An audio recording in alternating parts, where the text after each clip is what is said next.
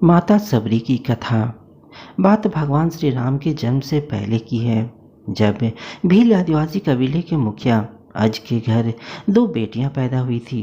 एक का नाम श्रवणा और दूसरी का नाम सबरी रखा गया। सबरी की माँ इंदुमती इसे खूब प्यार करती थी। बचपन से ही सबरी पशु पक्षियों की भाषा समझकर उनसे बातें करती। जब सबरी की माँ उसे ऐसा करते देखती तो कुछ समझ नहीं पाती थी। कुछ समय बाद एक पंडित ने सबरी के परिवार को बताया कि वो आगे चलकर सन्यासी बन सकती है। इस बात का पता चलते ही सबरी के पिता ने उसका रिश्ता तय कर दिया। जैसे ही शादी का दिन नज़दीक आया, सबरी के घर वालों ने खूब सारी बकरियां और अन्य जानवर घर के पास लाकर बांध दिए। एक दिन सबरी की माँ जब उसके बाल बना रही थी तो उसने माँ से पूछा, इतने सारे जानवर हमारे घर क्यों लाए गए हैं? माँ ने जवाब दिया, बेटी, तुम्हारा विवाह होने वाला है, इसलिए हम लोगों ने इनका इंतजाम बलि के लिए किया है। तुम्हारी शादी के दिन ही बलि प्रथा होगी और फिर इनसे स्वादिष्ट भोजन बनाकर सबको परोसा जाएगा। यह सब सुनकर सबरी बहुत दुखी हो गई। काफ़ी देर तक सबरी ने उन जानवरों को आज़ाद करने के बारे में सोचा। सोचते सोचते सबरी के मन में हुआ कि अगर ये जानवर यहाँ नहीं होंगे तो इनकी बलि रुक सकती है। ऐसा नहीं हुआ तो मेरे घर से कहीं चले जाने पर ही यह बलि रुकेगी। जब मैं ही नहीं रहूँगी तब न विवाह होगा और न ही बलि प्रथा। इससे मासूम जानवर बच जाएंगे।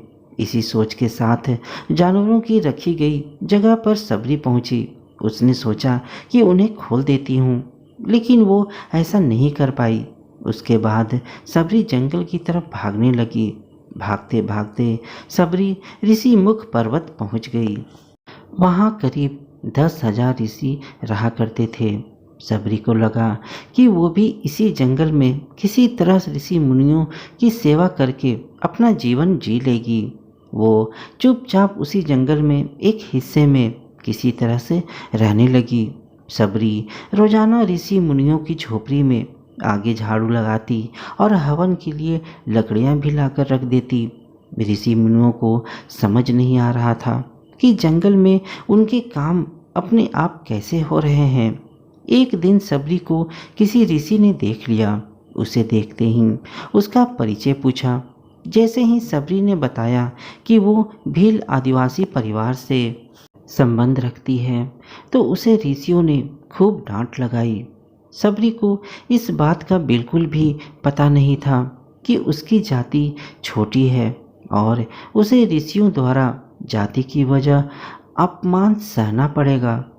इतना सब होने के बाद भी सबरी हर ऋषि मुनि के दरवाजे पहुंचती और उनके आंगन में झाड़ू लगाकर उनसे गुरु दीक्षा देने के लिए कहती। हर कोई सबरी को उसकी जाति की वजह से अपने आश्रम से भगा देता था। ऐसा होते होते काफ़ी समय बीत गया। उसके बाद सबरी मतंग ऋषि की कुटिया में पहुंची। वहां पहुंचकर मतंग ऋषि को सबरी ने बताया कि वो उनसे गुरु दीक्षा लेना चाहती है। उन्होंने खुशी खुशी उसे अपने गुरुकुल में रहने दिया और भगवान से जुड़ा ज्ञान देते रहे। सबरी ने भी अपने गुरु मतंग ऋषि की सेवा करने में कोई कसर नहीं छोड़ी। वो गुरुकुल के भी सारे काम करती थी। सबरी से खुश होकर मतंग ऋषि ने उसे बेटी मान लिया था। समय के साथ साथ मतंग ऋषि का शरीर बूढ़ा हो गया। उन्होंने एक दिन सबरी को अपने पास बुलाया और कहा, बेटी, मैं अपना देह त्यागना चाह रहा हूँ। बहुत साल हो गए इस शरीर में रहते रहते। सबरी ने दुखी मन से कहा, आपके ही सहारे मैं इस जंगल में रह पाई हूँ। आप ही चले जाएंगे तो मैं जीकर क्या करूँगी? आप अपने संग मुझे भी ले जाइए, मैं भी देह त्याग दूंगी। तब मतंग ऋषि ने जवाब दिया, बेटी, तुम्हें चिंता करने की जरूरत नहीं है। राम तुम्हारी चिंता करेंगे और ध्यान भी रखेंगे। सबरी ने राम का नाम सुनने के बाद पूछा, वो कौन है और उन्हें मैं किस तरह से ढूंढूंगी? मतंग ऋषि ने बताया, राम कोई और नहीं, स्वयं भगवान है। वो तुम्हें सारे अच्छे कर्मों का फल देंगे। तुम्हें उन्हें ढूंढने की कोई ज़रूरत नहीं है। वो एक दिन खुद तुम्हें खोजते हुए इस कुटिया में आएंगे और तुम्हें उनके हाथों ही मोक्ष मिलेगा। तब तक तुम इसी आश्रम में रहो। इतना कहते ही मतंग ऋषि ने अपना शरीर त्याग दिया। सबरी के मन में मतंग ऋषि के जाने के बाद से एक ही बात थी कि भगवान राम स्वयं उससे मिलने आएंगे। वो रोज भगवान राम से मिलने के लिए बाग से अच्छे अच्छे फूल लाकर पूरा आश्रम सजाती और भगवान के लिए बेर तोड़कर लाती। भगवान के लिए बेर चुनते हुए सबरी उन्हें चख लेती थी ताकि भगवान को वो सिर्फ मीठे बेर ही दे। रोजाना सबरी इसी तरह भगवान के दर्शन की आस में फूल और बेर इकट्ठा करती रहती थी। इसी तरह इंतजार में कई साल बीत गए। सबरी का शरीर एकदम वृद्ध हो गया। एक दिन आश्रम के पास के ही तालाब में सबरी पानी लेने के लिए गई। तभी पास के ही एक ऋषि ने उसे अछूत कहते हुए वहाँ से भागने के लिए कहा और एक पत्थर मार दिया। वो पत्थर जब सबरी को लगा तो उसे चोट लगी और खून बहने लगा। बहते हुए खून की एक बूंद उसी तालाब में पानी में गिर गई। तभी पूरा तालाब का पानी खून में बदल गया। यह सब होता देखकर ऋषि ने सबरी को ही डांटा और कहा कि पापिन, तुम्हारी वजह से पूरा पानी खराब हो गया। रोज ऋषि उस पानी को साफ करने के लिए अपनी कई तरह की विद्याओं का इस्तेमाल करते। कई सारे जतन करने के बाद भी कुछ नहीं हुआ। फिर उन्होंने गंगा जैसी कई पवित्र नदियों का जल भी उस तालाब में डाला। फिर भी तालाब का पानी साफ नहीं हो पाया और वो खून जैसा ही रहा। कई सालों तक तालाब के पानी को साफ करने की कोशिश के बाद भी कुछ काम नहीं आया तो ऋषि ने थककर सब कुछ छोड़ दिया। इस घटना के कई सालों के बाद भगवान राम अपनी पत्नी सीता के हरण के बाद उन्हें ढूंढते हुए उसी तालाब के पास पहुँचे। ऋषि मुनियों ने उन्हें पहचान लिया। भगवान को वहाँ देखकर ऋषियों ने तालाब का पानी साफ करने के लिए भगवान को अपने पैर उसमें डालने के लिए कहा, लेकिन पानी जैसे का तैसा ही था। ऋषि मुनियों ने भगवान से भी कई अन्य जतन करवाए, लेकिन वो पानी जस का तस खून जैसा ही रहा। तब भगवान ने ऋषियों से पानी के रक्त के बदलने की कहानी पूछी। तब ऋषि ने सबरी को पत्थर मारने वाली सारी बात बता दी। उसके बाद कहा कि वो महिला ही अपवित्र है, छोटी जात की है, इसलिए ये सब हुआ है। उसी वक्त भगवान राम ने कहा, यह सब आप लोगों के खराब वचनों से हुआ है।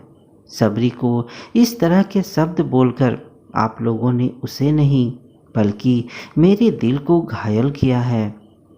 इसी घायल दिल की रक्त का प्रतीक यह तालाब का लाल पानी है। आगे भगवान राम बोले, कहाँ है वो माई, मैं उनसे मिलना चाहता हूँ। तब तक सबरी भी उसी तालाब के पास पहुँच जाती है। इस दौरान सबरी के पैर को ठोकर लगती है और कुछ धूल उस तालाब में गिर जाती है। तभी सारा पानी साफ हो जाता है। भगवान सबसे कहते हैं कि देखिए, आप लोगों ने क्या कुछ नहीं किया, लेकिन पानी साफ नहीं हो पाया। अभी सिर्फ इनके पैर की थोड़ी सी धूल ने ही तालाब का पानी साफ कर दिया। भगवान राम को सबरी पहचान चुकी थी। उन्हें प्रणाम करके सबरी ने कहा, भगवान, आप मेरे साथ कुटिया में चलिए। भगवान भी खुशी खुशी सबरी के साथ चल पड़े। फूलों से सबरी ने भगवान राम का स्वागत किया। वो सीधे बैर तोड़ने के लिए भाग गई और चक चक कर उनके लिए बैर लेकर आई। उन्होंने बड़े ही प्यार से भगवान राम और उनके भाई लक्ष्मण को बेर दिए। भगवान राम ने भी उतने ही प्यार से उन बैर को खाना शुरू किया। तभी बैर देखकर मुंह बनाते हुए लक्ष्मण ने कहा, भैया, ये बैर जूठे हैं, इन्हें आप कैसे खा सकते हैं? भगवान ने जवाब दिया, लक्ष्मण, ये जूठे नहीं बल्कि बहुत मीठे हैं। सबरी माई हम सबके लिए ये बहुत प्यार से तोड़कर लाई है। इतना कहकर भगवान राम प्यार से उन बैर को खाने लगे। भगवान ने जाते हुए सबरी माई से कहा, आप मुझसे जो चाहे वो मांग सकती हैं। सबरी ने उन्हें कहा, मतंग ऋषि के कहने पर मैं आज तक सिर्फ आपके दर्शन करने के लिए जी रही थी। अब आप मुझे मोक्ष प्रदान कीजिए। मैं अपना शरीर आपके सामने ही त्यागूंगी।